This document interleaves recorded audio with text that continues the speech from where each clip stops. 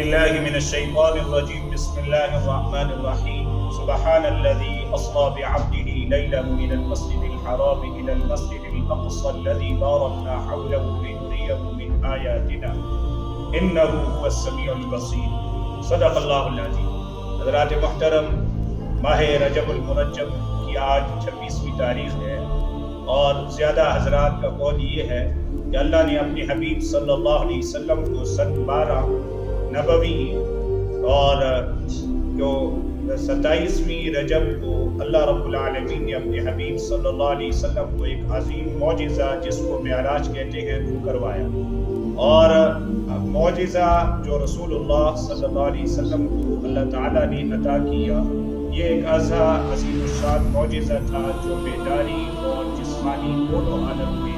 اللہ تعالیٰ نے اپنے حبیب صلی اللہ علیہ وسلم کو کرایا،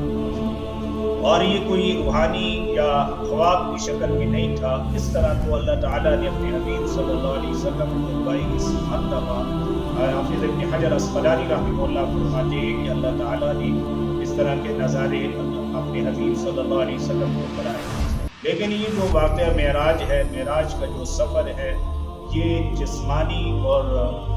بیداری کی حالت میں اللہ نے اپنے حبیب صلی اللہ علیہ وسلم کو کرایا، اور اس کا ذکر قرآن کریم میں 2 جگہوں پر موجود ہے۔ ایک سورہ بنی اسرائیل کی پہلی آیت مبارکہ اور دوسرا سورۃ النجم میں آیت نمبر 13 سے 18 کے درمیان تک یہ اسی واقعے کو اللہ تعالیٰ نے بیان فرمایا۔ اور یہ واقعہ معراج کیا ہے؟ اللہ تعالیٰ نے اپنے حبیب صلی اللہ علیہ وسلم کو 2 روایتیں ہیں کہ عتیق کے مقام پر جبرائیل امین آتے ہیں، اور دوسری روایت یہ ہے کہ رسول اللہ صلی اللہ علیہ وسلم اس رات کو حضرت ام ہانی جو رسول اللہ صلی اللہ علیہ وسلم کی کزن تھی ان کے گھر میں تھے، اور وہاں پر چھت پھٹا اور جبرائیل امین علیہ السلام داخل ہوئے اور رسول اللہ صلی اللہ علیہ وسلم کو ساتھ لے کر جاتے ہیں عتیق کے مقام پر، اور پھر وہاں پر رسول اللہ صلی اللہ علیہ وسلم کا شب کیا گیا، اور اس کے بعد اس سفر کا آغاز ہوتا ہے۔ دونوں روایات درست ہیں، اور مسجد حرم یعنی بیت اللہ شریف، مسجد حرام جس کا قرآن کریم میں بھی ذکر موجود ہے کہ اللہ تعالیٰ اپنے حبیب صلی اللہ علیہ وسلم کو رات کی سیر اور پھر رات کی پوری نہیں فرمایا کہ رات کے کچھ ہی حصے میں اللہ نے اپنے حبیب صلی اللہ علیہ وسلم کو یہ سفر کروایا مسجد حرام سے مسجد اقصیٰ تک۔ اور اس سفر کا مقصد اور بنیاد اور غرض کیا تھی؟ اللہ تعالیٰ نے فرمایا لِنُرِيَهُ كَيْفَ مِنْ آیَاتِنَا، فرمایا کہ ایک تو یہ تھا کہ الذی بارکنا حولہ، ان کے ارد گرد جو بابرکت چیزیں ہیں ان کا نظارہ اپنے حبیب صلی اللہ علیہ وسلم کو کرایا جائے، اپنی قدرت کی کچھ نشانیاں رسول اللہ صلی اللہ علیہ وسلم کو دکھائی جائے، اور انہ هو السمیع العلیم۔ تو یہ سفر کا آغاز ہوتا ہے، براق کی سواری ہے۔ ابتدائی یہ سفر 3-4 مراحل پر مشتمل ہے۔ پہلا سفر مسجد اقصیٰ سے مسجد حرام سے مسجد اقصیٰ تک تھا، اور وہاں پر کچھ چیزیں اللہ تعالیٰ نے اپنے حبیب صلی اللہ علیہ وسلم کو دکھائی، اور اسی طرح انبیاء علیہ السلام کی امامت کروانا، انبیاء سے ملاقات کا ہونا، اور یہ ساری چیزیں اللہ تعالیٰ نے کرانے کے بعد پھر دوسرا سفر، پہلا سفر یہاں تک، اور پھر دوسرا سفر 7واں آسمان،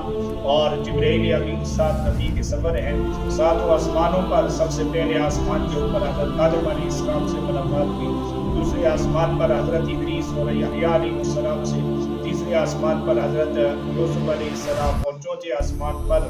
حضرت ہارون علیہ السلام، اور 5ویں آسمان پر حضرت موسیٰ علیہ السلام، اور اسی طرح حضرت عیسیٰ علیہ السلام، اور عیسیٰ علیہ السلام کے بعد حضرت ابراہیم خلیل اللہ علیہ السلام۔ ان انبیاء علیہ السلام سے مختلف آسمانوں کے اوپر رسول اللہ صلی اللہ علیہ وسلم کی ملاقات ہوئی، جس کو امام بخاری رحمہ اللہ نے بھی تفصیل سے نقل کیا ہے، اور الفاظ بھی موجود ہے کس طریقے سے رسول اللہ صلی اللہ علیہ وسلم کا استقبال کیا۔ تو بہرحال پھر سدرۃ المنتہا، اور سدرۃ المنتہا سے جب پہنچتے ہیں وہاں پر اللہ تعالیٰ نے اپنے حبیب صلی اللہ علیہ وسلم کو بہت ساری چیزوں کے مشاہدات اور معائنہ کرائے، دکھائی گئی چیزیں، جنت و دوزخ کا معائنہ کیا گیا، دکھائی گئی، اور اسی طرح وہاں یہ دوسرا مقام ہے اور وہ دوسرا سفر ہے۔ اور اس سفر کے تیسری جو ہے سلیم الاقلام ہے، یہ ایک ایسا موقع بھی آتا ہے کہ رسول اللہ صلی اللہ علیہ وسلم ایک ایسے مقام اور جگہ پر پہنچتے ہیں کہ جہاں پر قلبوں کے ذکر کی آواز سنائی دی گئی، اور پھر جبرائیل امین کی بھی انتہا ہو جاتی ہے، رک جاتے ہیں، اور اس سے آخری سفر رسول اللہ صلی اللہ علیہ وسلم کا جو اللہ تعالیٰ کی منشا ہوتی ہے اللہ اپنے حبیب صلی اللہ علیہ وسلم کو کرواتے ہیں۔ تو بہرحال اللہ رب العالمین ہمیں اپنے حبیب صلی اللہ علیہ وسلم کے نقش قدم پر چلنے کی توفیق عطا فرمائے۔ وآخر دعوانا الحمدللہ۔